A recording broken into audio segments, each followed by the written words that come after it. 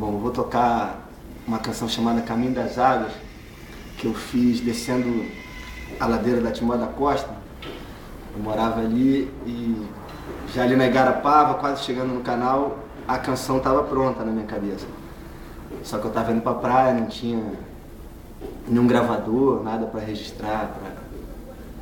E achei a canção bonita e fiquei assim, alguns minutos ali na esquina pensando se eu ia pra praia, se eu voltava, subir a ladeira toda para gravar, registrar a canção.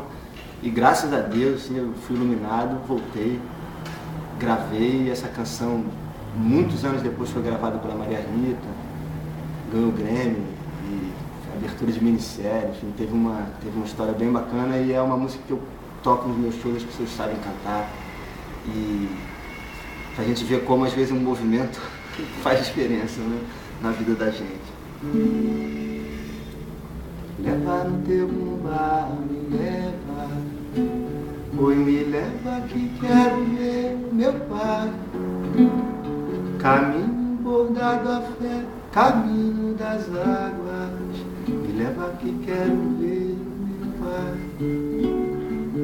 A barca segue seu rumo lenta, como quem já não quer mais chegar, como quem se acostumou no canto das águas, como quem já não quer mais voltar. Os olhos da morena bonita, oi, aguenta que tô chegando já. Na roda canta você, bovias a pular.